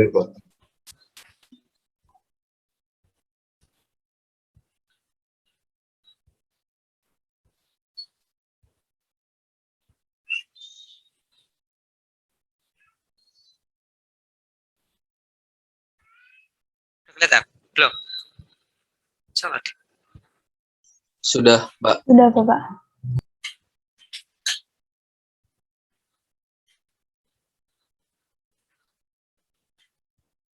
Oke, saya mau menjelaskan mind mapping aja. Nanti sambil jawab beberapa pertanyaan. Oke, jejak hasanah peradaban klasik. Ini kita masuk ke masa lampau, kita bernostalgia. Oke, saya mau bercerita tentang alur pergeseran peradaban dunia. Jadi di dunia ini kan banyak peradaban. Ada Islam, ada Kristen, ada Eropa, ada Barat, ada Yunani, Romawi, Cina, banyak sekali peradaban dunia. Tapi yang tercatat sebagai pemegang yang menjadi superior, artinya nomor wahid, ya nomor satu itu nggak semuanya. Jadi hanya beberapa peradaban saja itu yang pernah memegang tampuk peradaban tertinggi. Kalau sekarang kan berada di Amerika atau Barat orang menyebutnya. Oke, yang pertama, yang bisa kita deteksi sebenarnya peradaban dunia lewat jalur tulisan itu Yunani. Karena kebetulan ini yang masuk ke perpustakaan kita. Sebenarnya banyak peradaban-peradaban dunia sebelum Yunani yang dia juga sangat eksis gitu, memegang tampuk dunianya pada waktu itu. Kayak Mesir. Tapi sayang itu bukunya nggak sampai ke kita. Artinya kita hanya sampai pada informasi yang sifatnya dangkal. Bisa jadi karena memang di sana belum ada peradaban tulis ya pada waktu itu. Ada lagi yang lebih belakang lagi, itu Mesopotamia. Mesopotamia itu sudah sangat keren itu. Bahkan yang membagi 12 bulan itu dari Mesopotamia, daerah Irak. Tapi lagi-lagi referensinya nggak sampai ke kita. Hanya dapat informasi kecil aja. Buku-buku pada masa itu nggak sampai ke kita. Ada yang mengatakan memang nggak ada bukunya, karena tradisi tulisnya belum kuat. Ada lagi yang mengatakan ya ini hari ini memang pengetahuan kita sekarang lagi disortir barat. Ya apapun itu dianggap dari barat semua. Sehingga letak pondasi dasarnya ke Yunani. Oke, Yunani ini sebelum Masehi, 8 sampai 4 sebelum Masehi. Kemudian itu diteruskan oleh Romawi, 5 sampai sebelum Masehi. 5 sebelum Masehi sampai 5 Masehi. Kemudian kalau kita ngonekan ke Arab pada masa itu orang Arab itu masih dalam tradisi jahiliyah. Yang paling hebat itu sastranya paling tinggi. Karena nggak mungkin mereka diajak tarung oleh Al-Quran kalau sastranya tidak tinggi. Jadi sastranya paling tinggi, tapi di hal-hal yang lain itu masih jahili. Dia cenderung natural. Kemudian muncul Islam. Dari tahun 6 sampai abad 6 ya, sampai 1205 tahun itu termasuk masa keemasan. Jadi masa di mana Islam menjadi peradaban superpower gitu. Dan ini terbilang cepat gitu. Dari nama Nabi itu kan sekitar abad ke-6. Ke-7, 8. 8 itu sudah mulai di puncak itu. 9 itu di puncaknya. Atau bahkan sampai 1000 nanti itu di puncaknya. Jadi mereka Islam itu sekitar 500 tahun berada di puncak. Kalau Barat ini mulai dari 15 sampai sekarang. Ya 500 lebih juga Barat. 500-an. Ini 500 tahun berada di puncak. Dan peletak dasarnya Nabi Muhammad. Hitungannya sebenar banget ya. Nabi Muhammad, Khulafaur Rasyidin, kemudian Umayyah, kemudian Abbasiyah. Dan di Abbasiyah inilah puncaknya. Pada masa Nabi mungkin masih pondasi ya. Kemudian masa Khulafaur Rasyidin itu dengan sebentar ada pertanyaan. Khulafaur Rasyidin itu masih bertarung dengan orang Arab sendiri atau orang Islam sendiri. Pertengkarannya meruncing. Tapi tetap ada ekspansi keluar. Baru nanti Umayyah lebih fokus ke ekspansi sebenarnya. Baru nanti ke Abbasiyah itu fokus ke ilmu pengetahuan. Tapi ini grafiknya naik. Jadi prioritas mereka itu seperti itu. Bukan berarti kemudian Umayyah sama Khulafaur Rasyidin nggak ada ilmu pengetahuan. Ada ilmu pengetahuan tapi nggak menjadi prioritas. Nah, kebetulan kalau secara umum penyebaran Islam pada masa itu lebih banyak ekspansi. Ekspansi itu dalam tanda kutip menggunakan pedang. Penyebaran Islam pada waktu itu. Mulai dari Umayyah sampai kalau yang sampai ke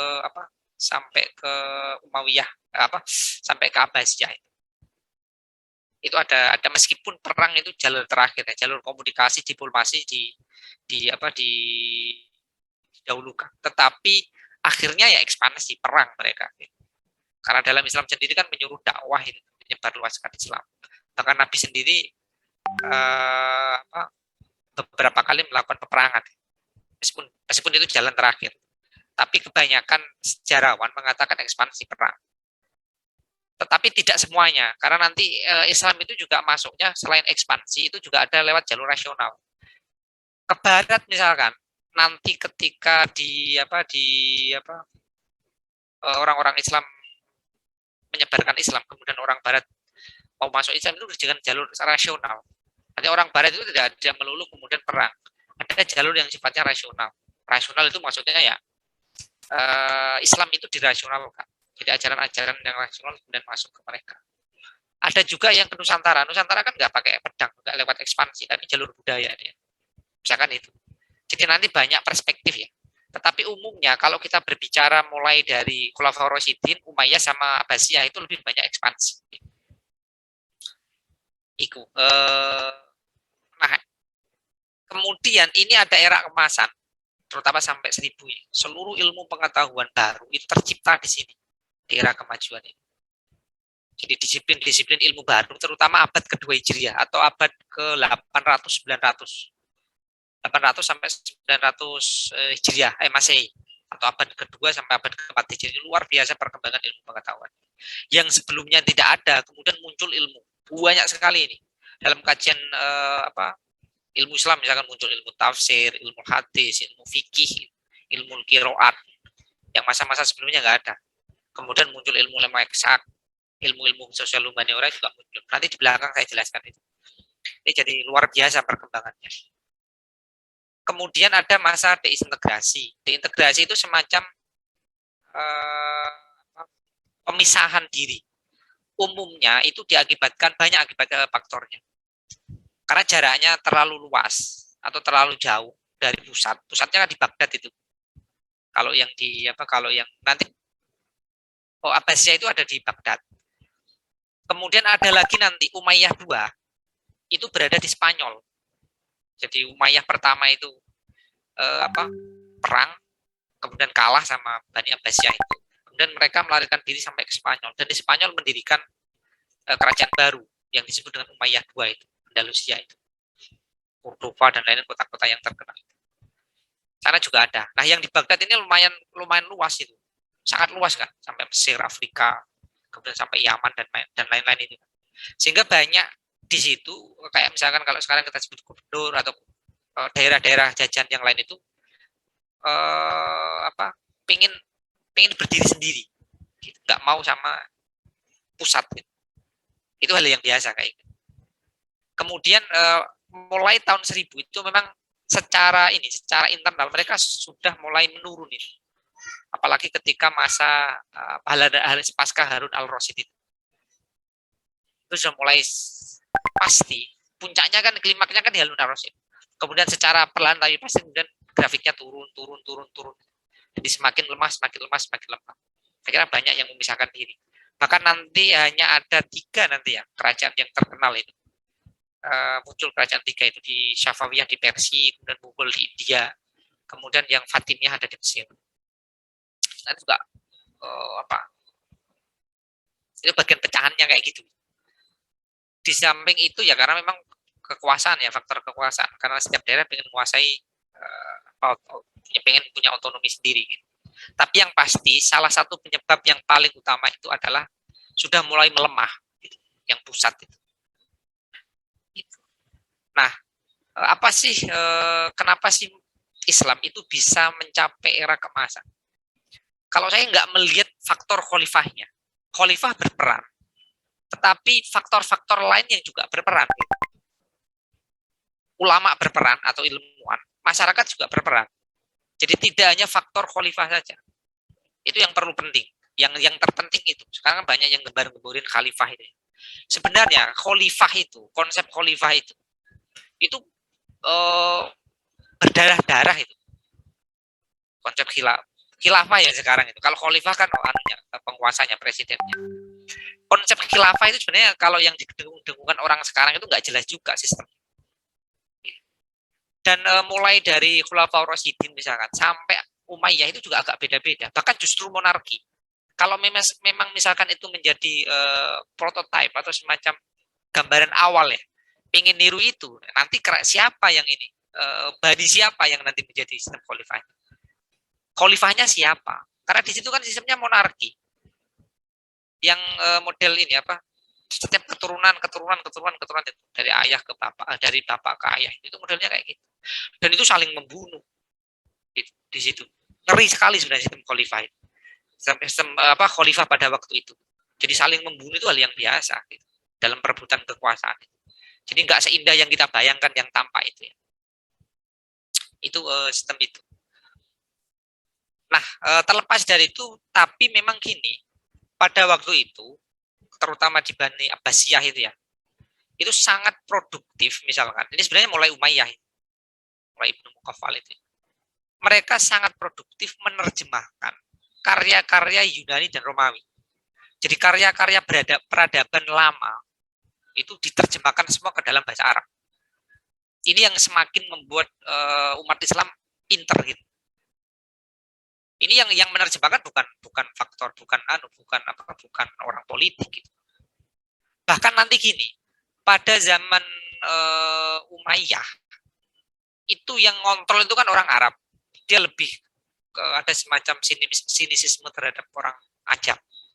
Baru nanti ketika zaman Abbasiyah orang Ajam itu masuk di era pemerintahan. Sehingga nanti agak objektif itu. Banyak muncul orang-orang Persia yang pintar kemudian masuk di situ. Nah, diterjemahkan semua. Bahkan nanti ada yang dari Persia, dari India, kemudian dari Tiongkok ini masuk ke Islam semua. Akhirnya ilmu-ilmu yang sudah ada sebelumnya di peradaban-peradaban besar itu masuk di Islam.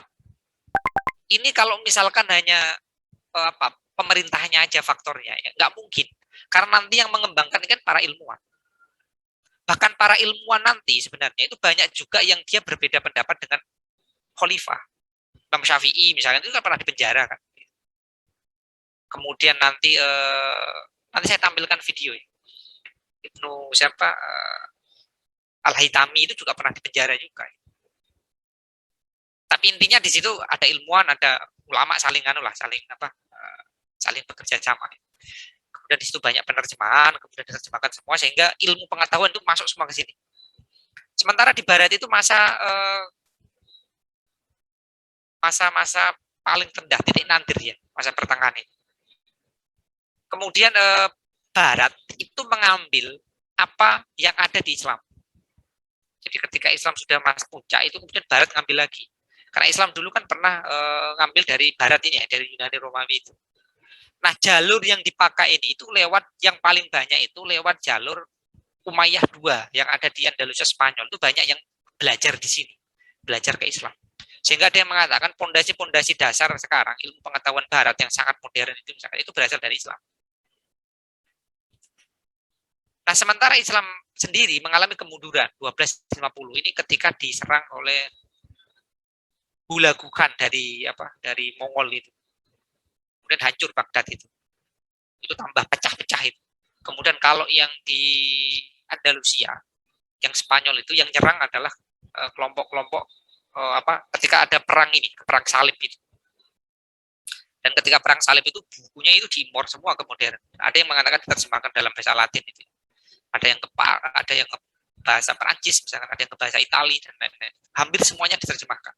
Tetapi perspektif orang Barat itu dibuang itu, ke laut itu. Jadi laut itu tampak kayak nggak ada airnya itu, saking banyaknya bukunya itu. Oke, ini kemunduran. Umat Islam baru bangkit itu ketika 1800.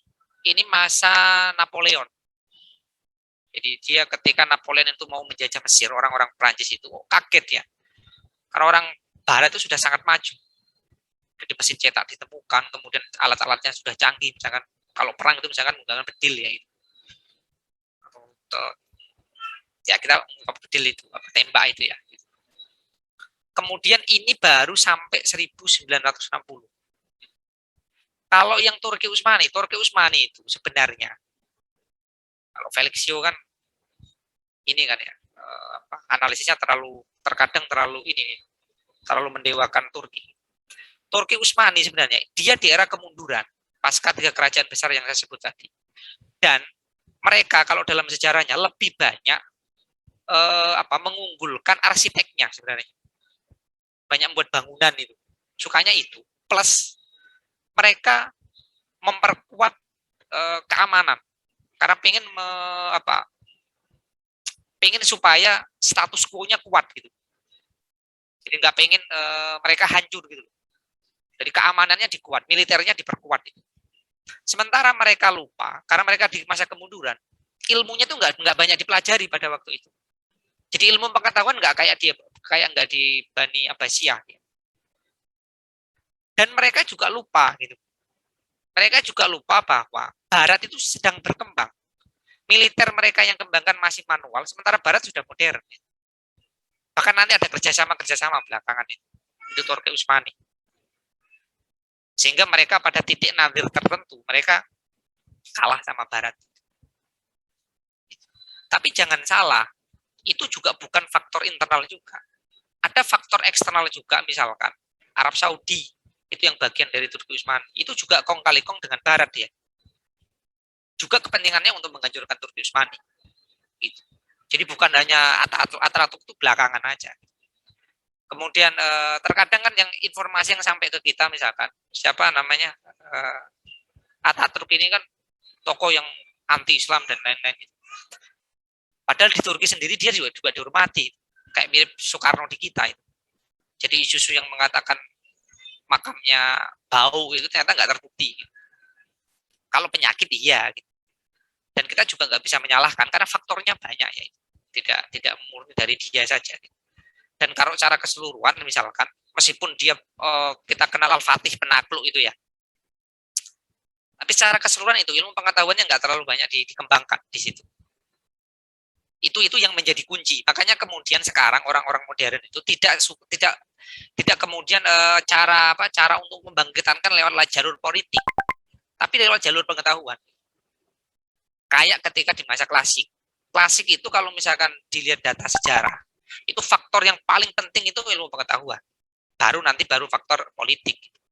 Nah, kalau orang-orang kelompok ini kayak misalkan siapa Felix itu kan dia jalur politik, Islam politik. Jadi cenderung bagi saya fokusnya ke sana, bukan ilmu pengetahuan. Kelompok-kelompok HT ya, Hizbut Tahrir itu ke sana. Makanya banyak yang nolak. Sekarang kita itu berada di dunia modern, yang negara itu dibagi-bagi. Nggak bisa kemudian langsung disatukan menyatu satu, itu nggak bisa, susah. Akhirnya malah perang nanti.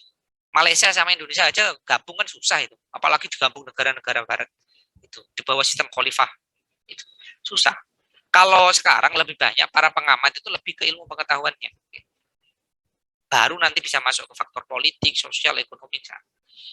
Oke, ini kebangkitan sampai 1960. Kita masuk di modern itu 1960. Sementara Barat 1960 itu sudah selesai modernitas. Dia masuk era posmo. Ini ngeri sekali lagi yang posmo ini. Jadi benar-benar sangat canggih sekarang ini. Kita masih di sini modern. Modern pun belum sempurna kita. Kita hanya hanya menikmati aja gitu. Sebagai penikmat dari apa yang dihasilkan dari Barat. Ini pergeseran sejarah ya. Artinya dulu peradaban itu pernah di Yunani Romawi, masuk ke Islam, kembali ke Barat lagi, kemudian sekarang masih di Barat. Ada prediksi yang mengatakan nanti peradaban itu nanti yang megang selainnya adalah Cina. Karena hari ini yang benar-benar berhadapan kan Cina. Ada lagi nanti beda lagi. Ada yang Nusantara itu, Indonesia, tapi kayaknya masih jauh. Islam juga masih jauh. Karena hari ini ada pengamat yang mengatakan misalkan Amerika itu pada titik klimaks. Sebenarnya dari dalamnya itu sudah kropos ya. Banyak utang misalkan dan lain-lain. Ini semacam ada pergeseran, ada kemungkinan ke situ. Tapi kalau prediksi jangka dekat kemudian ke Islam kayaknya belum. Ini pergeseran dunia ya. Nah, dari pergeseran dunia ini sebenarnya kita berada di era modern ini, kita ini ketika tahu sejarah ini misalkan, kemudian kita diharapkan ada pemantik gitu, bahwa kita gen umat Islam itu gen juga negara superpower, gitu, peradaban superpower di era klasik ini. Nah, bagaimana di era modern itu mengembalikan ke era klasik ini? Gitu. Ada yang seperti itu. Oke, itu ya. Kemudian karena kita kan masuk di jejak-jejak peradaban klasik ya. Karena pada masa ini hampir seluruh pengetahuan dasar-dasarnya itu ada di sini. Banyak penemuan-penemuan di sini. Nah, dulu aja ulama kita mau menemukan, kenapa kita nggak bisa? Gitu. Tapi bukan berarti melupakan Barat ya. Kalau melihat peta ini kan, mereka kan belajar dari Yunani Romawi dan peradaban lain. Kita juga sekarang harusnya seperti itu. Oke, kemudian ada beberapa, kalau buktinya kan ini, kalau buktinya bisa bukti kemajuan pada masa lampau itu bisa dari sisi arsiteknya atau bangunan, karya ilmu pengetahuan, peradabannya Al-Quran, kemudian nilai-nilai peradaban, kemudian wilayahnya. Wilayahnya ini sudah sampai Asia, Afrika, bahkan pada tahun 900-an itu sudah sampai Nusantara itu. Dari Asia Tenggara sudah masuk sebenarnya. Kemudian bidang-bidangnya banyak sekali muncul ini, ilmu agama, tokoh-tokohnya banyak sekali, termasuk tokoh yang dipertanyakan tadi Ar-Razi gitu ya. Tadi pertanyaannya totalitas kan. ulama dulu itu hampir semuanya totalitas. Kalau misalkan ada insiden, itu kan insiden ya. Al-Razi kan juga menguasai banyak ilmu, itu tidak masalah insiden kayak gitu. Hal yang biasa kalau apalagi dalam konteks kimia ya.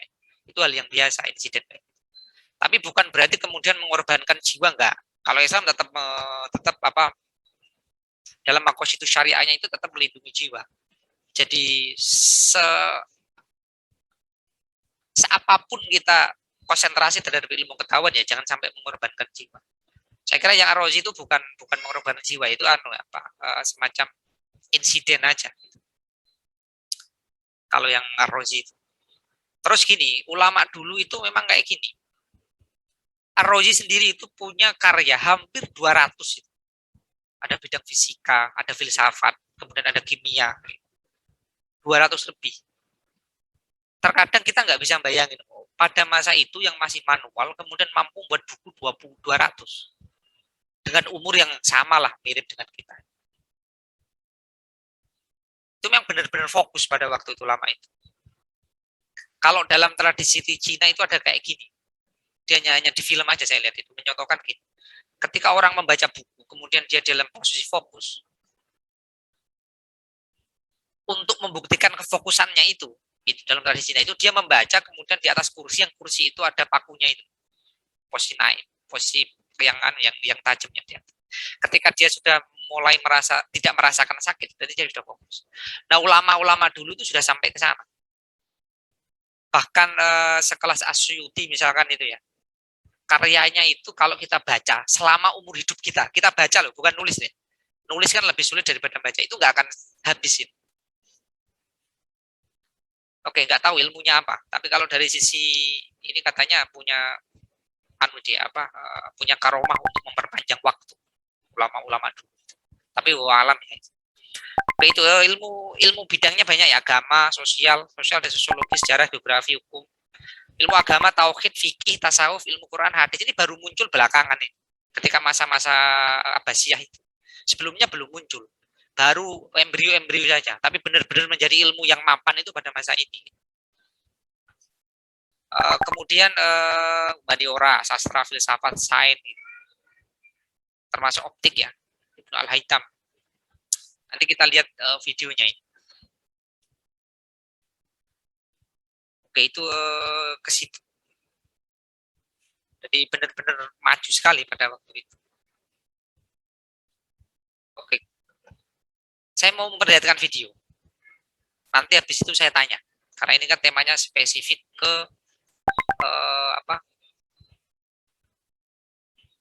jejak-jejak hasanah Islam. Ini pengen menunjukkan bahwa Islam itu memang dulu tidak sekedar isapan jempol gitu.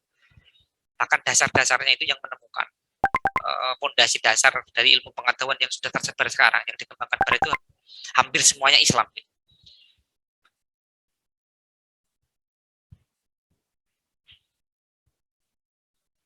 Malah belum.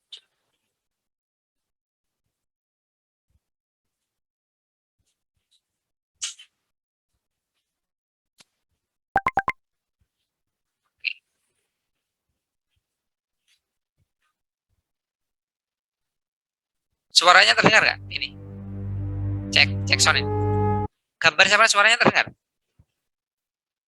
Masuk Pak suaranya, tapi agak delay. Oke, ini kita lihat ini, plus nanti saya mau komentar kali ya.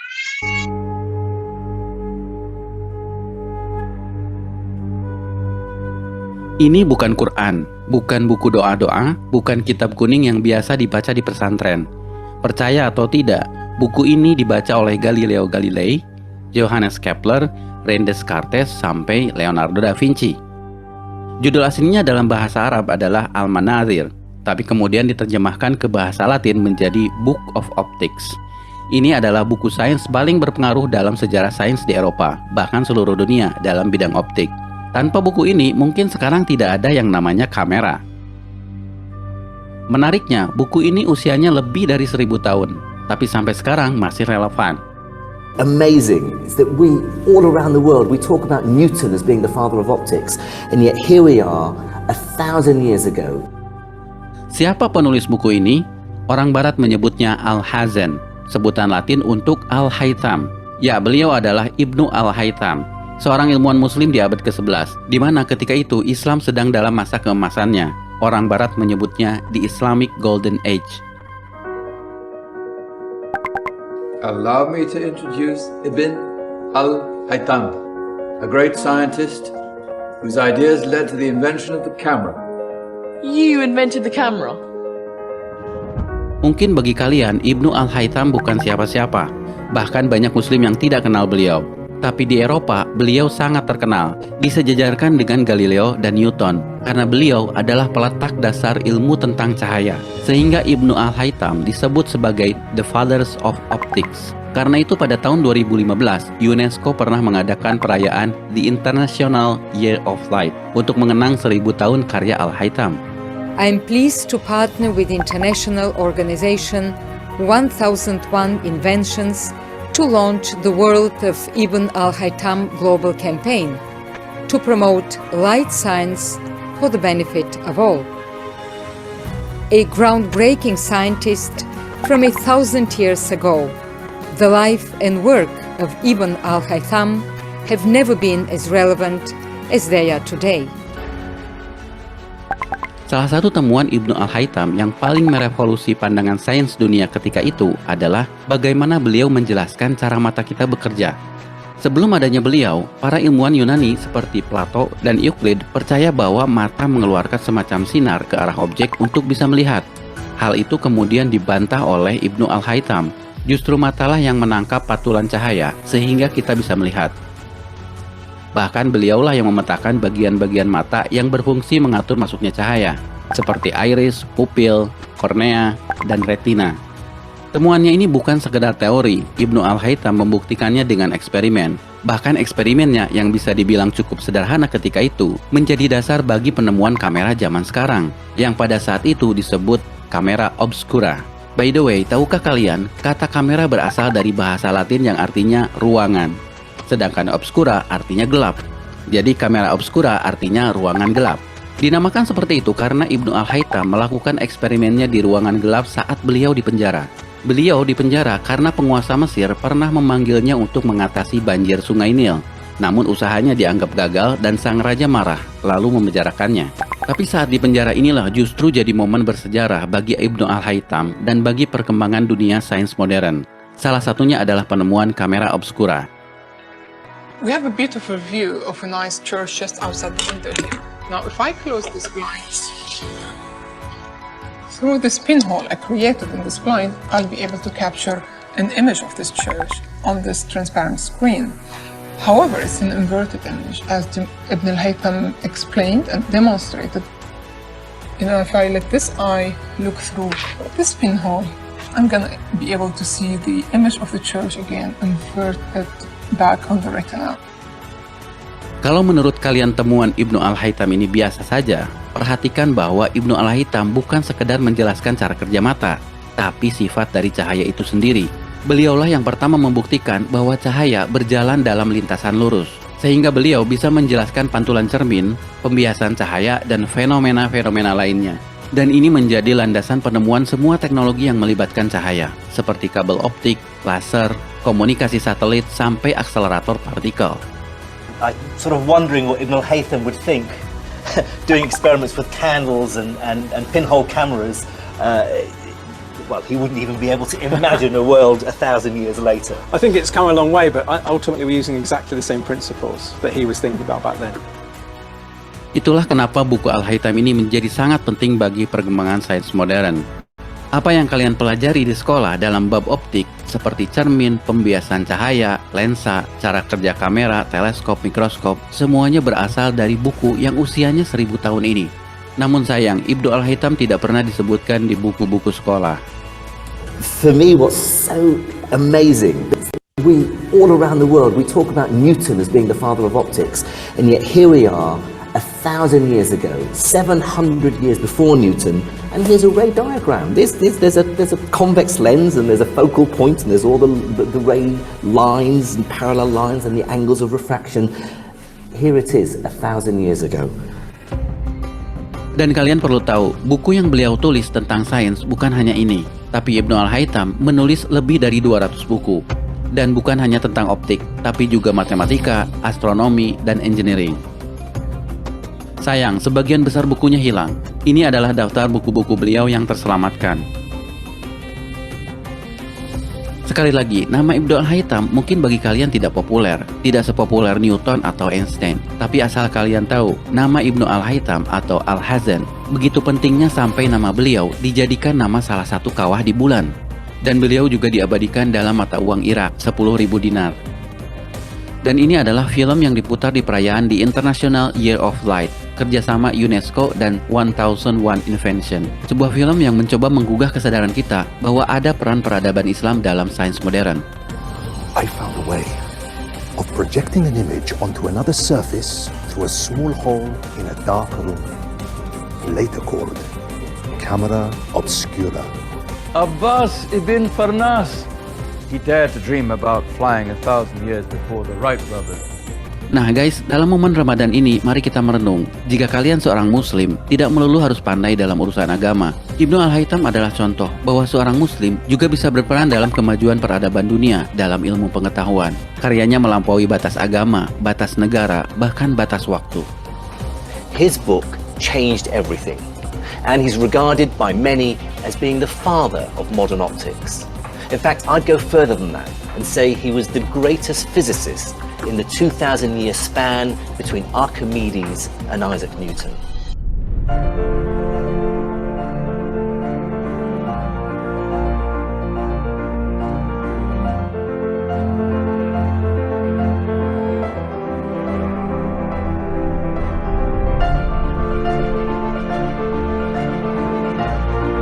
Oke guys, ngomong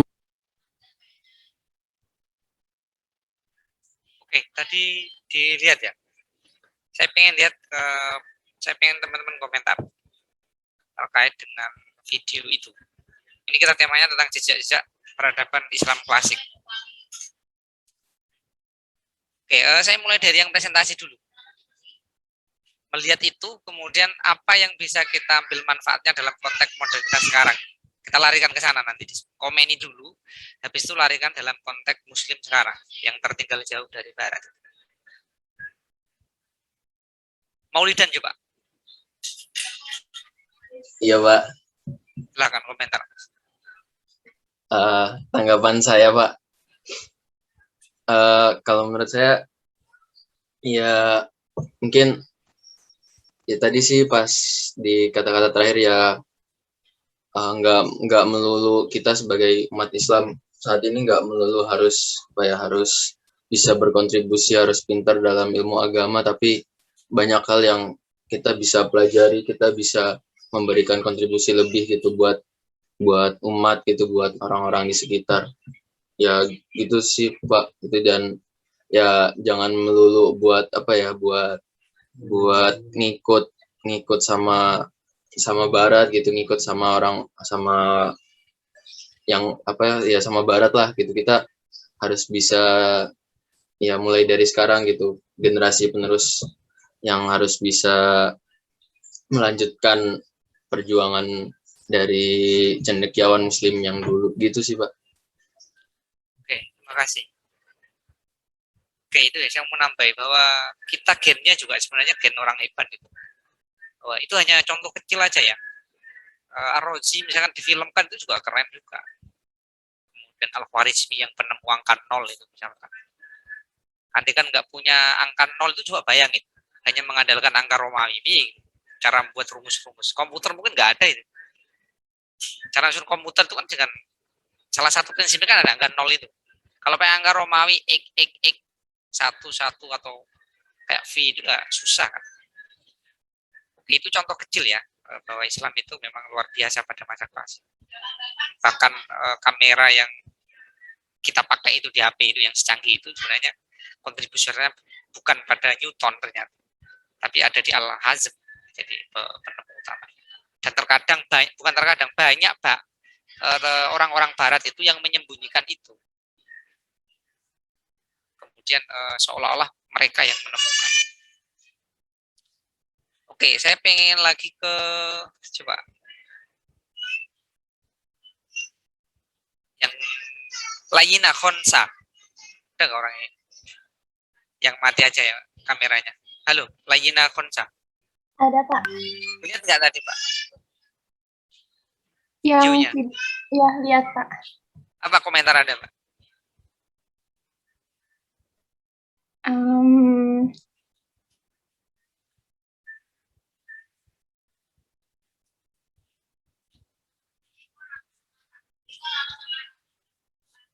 Oke, Madian. Fatur Rahman. Silakan komentar, Mas.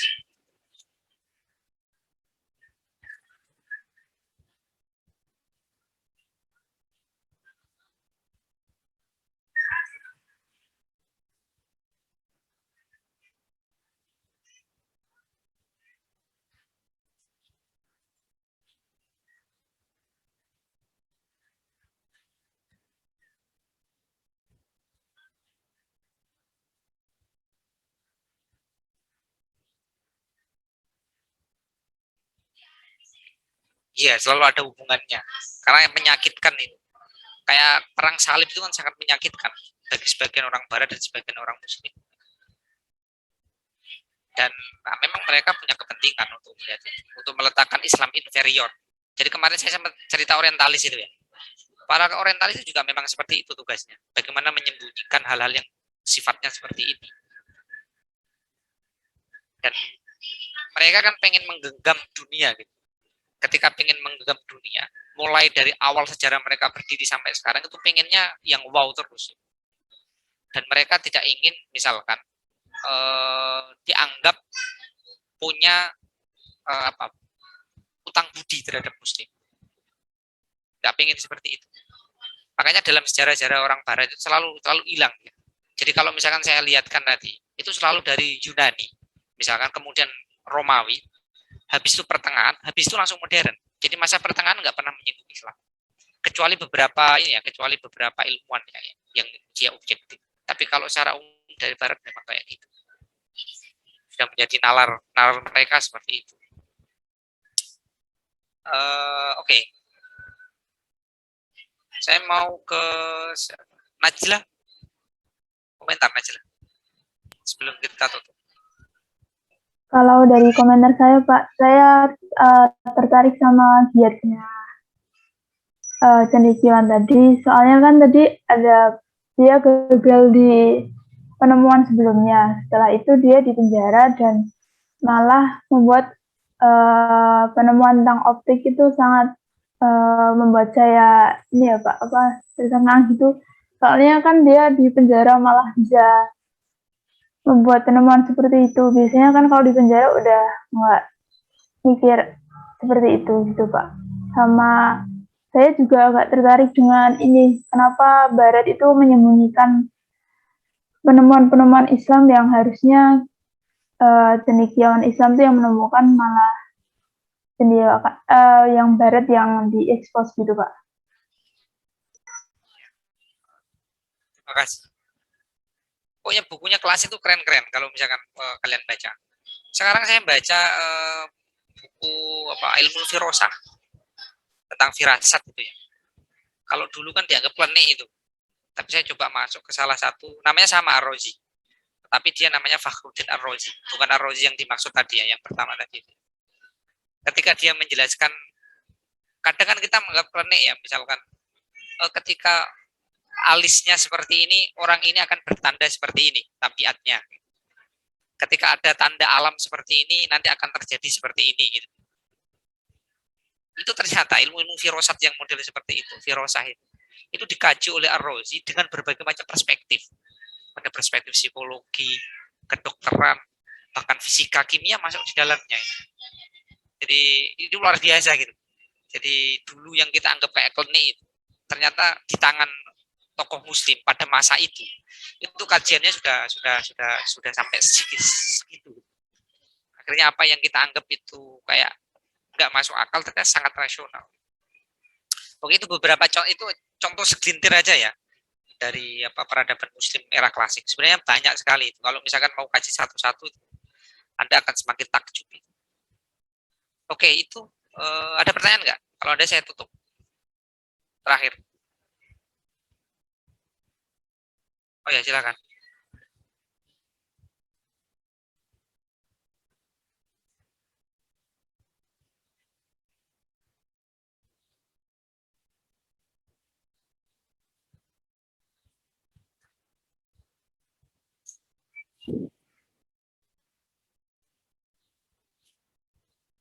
Oke, biasanya itu terkait dengan ideologi. Jadi gini, kalau beberapa imam itu yang di penjara itu, karena gini, pada zaman Abbasiyah ideologi yang mereka pakai kan Mu'tazilah. Jadi perbedaan ideologi.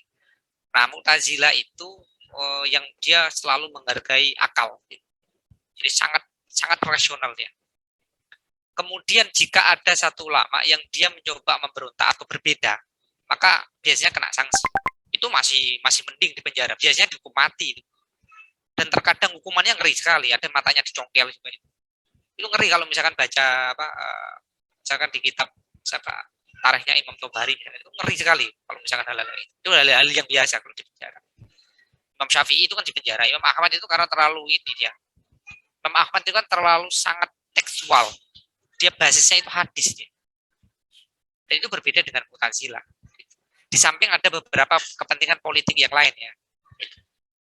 Jadi negara itu memang benar-benar dominan. Gitu. Dia mengontrol juga itu perkembangan ilmu pengetahuan. Meskipun tidak semuanya bisa dikontrol ya. Itu sampai di situ. Kepentingannya biasanya ideologi lain.